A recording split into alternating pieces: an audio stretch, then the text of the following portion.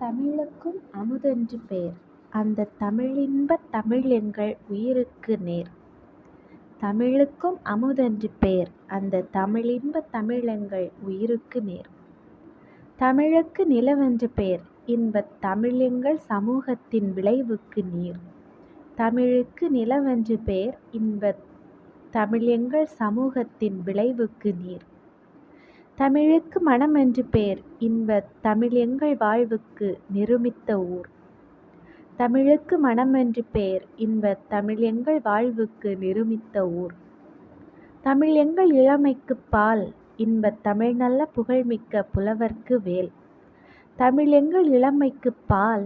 இன்பத் தமிழ் நல்ல புகழ்மிக்க புலவர்க்கு வேல். தமிழ் எங்கள் உயர்வுக்கு வான்.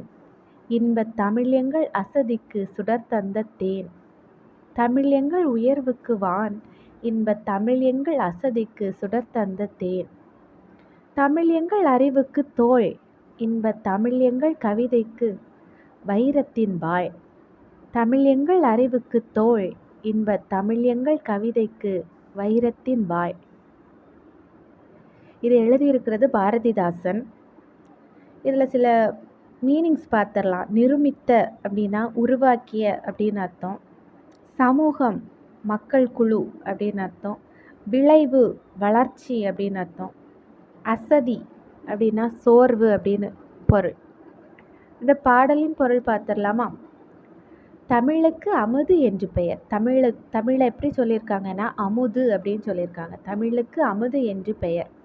இன்பம் தரும் அந்த தமிழ் எங்கள் உயிருக்கு இணையானது அப்படின்னு சொல்லியிருக்காங்க. தமிழுக்கு அமுது அப்படின்னு பெயர் வச்சுருக்காங்க. இன்பம் தரக்கூடிய அந்த தமிழை அவங்களோட உயிருக்கும் இணையானது அப்படின்னு சொல்லியிருக்காங்க. அடுத்தது, தமிழுக்கு நிலவு என்று பெயர். இன்பத் தமிழ் எங்கள் சமூக வளர்ச்சிக்கு அடிப்படையான நீர் போன்றது அப்படின்னு சொல்லியிருக்காங்க. தமிழுக்கு நிலவு அப்படின்னு ஒரு பெயர் வச்சுருக்காங்க. இன்பத் தமிழ் எங்கள் சமூகத்தினோட வளர்ச்சிக்கு அடிப்படையான நீர் போன்றது தமிழ் அப்படின்னு சொல்லியிருக்காங்க. அப்புறமா தமிழுக்கு மனம் என்று பெயர். அது எங்கள் வாழ்விற்காகவே உருவாக்கப்பட்ட ஊர் ஆகும் அப்படின்னு சொல்லியிருக்காங்க. தமிழுக்கு மனம் அப்படின்னு பெயர் சுட்டியிருக்காங்க. அது எங்கள் வாழ்விற்காகவே உருவாக்கப்பட்ட ஊர் ஆகும் அப்படின்னு சொல்லியிருக்காங்க. அப்புறமா தமிழ் எங்கள் இளமைக்கு காரணமான பால் போன்றது. தமிழ் எங்கள் இளமைக்கு காரணமான பால் போன்றது. நல்ல புகழ் மிகுந்த புலவர்களுக்கு கூர்மையான வேல் போன்ற கருவியாகும் அப்படின்னு சொல்லியிருக்காங்க. தமிழ் எப்படி இருக்குது? நல்ல புகழ் மிகுந்த புலவர்களுக்கு கூர்மையான வேல் போன்ற ஒரு கருவியாக இருக்குது அப்படின்னு தமிழை சொல்லியிருக்காங்க. அப்புறமா தமிழ் எங்கள் உயர்வுக்கு எல்லையாகிய வானம் போன்றது. தமிழ் எங்கள் உயர்வுக்கு எல்லையாகிய வானம் போன்றது. இன்பத் தமிழ் எங்கள் சோர்வை நீக்கி ஒளிரச் செய்யும் தேன் போன்றது. ஃபஸ்ட்டு வான்க கூட சொல்லியிருக்காங்க. அப்புறம் நம்ம சோர்வை நீக்கி ஒளிரச் செய்யும் தேன் போன்றது அப்படின்னு சொல்லியிருக்காங்க தமிழை. அப்புறமா தமிழ் எங்கள் அறிவுக்கு துணை கொடுக்கும் தோள் போன்றது. தமிழ் எங்கள் அறிவுக்கு துணை கொடுக்கக்கூடிய தோள் போன்றது. தமிழ் எங்கள் கவிதைக்கு வைரம் போன்ற உறுதிமிக்க வாழ் போன்றது அப்படின்னு சொல்லியிருக்காங்க. தமிழ் எங்கள் அறிவுக்கு துணை கொடுக்கிற தோள் போன்றது. அது மட்டும் இல்லாமல் தமிழ் எங்கள் கவிதைக்கு வைரம் போன்ற உறுதிமிக்க வாழ் போன்றது அப்படின்னு இதில் கவிஞர் சொல்லியிருக்காரு, பாரதிதாசன்.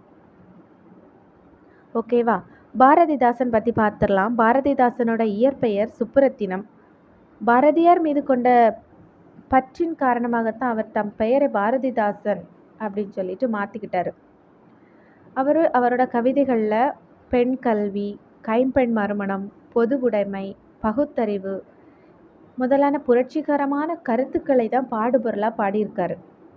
எனவே தான் இவர் எப்படி சொல்கிறாங்க? புரட்சி கவி அப்படின்னு சொல்கிறோம். அது மட்டும் இல்லாமல் இவர் பாவேந்தர் அப்படின்னு கூடிய பெயராலேயும் சிறப்பிக்கப்படுகிறார். ஓகேவா? இந்த பாடல், நம்ம இப்போ பார்த்த இந்த பாடல் பாரதிதாசன் கவிதைகள் என்ற நூலில் தமிழ் என்னும் தலைப்பின் கீழ் இடம்பெற்றுள்ளது. நம்ம இப்போ பார்த்த இன்பத்தமிழ் அப்படின்னு சொல்லக்கூடிய பாடல் பாரதிதாசன் கவிதைகள் என்ற நூலில் தமிழ் என்னும் தலைப்பின் கீழ் இடம்பெற்றுள்ளது.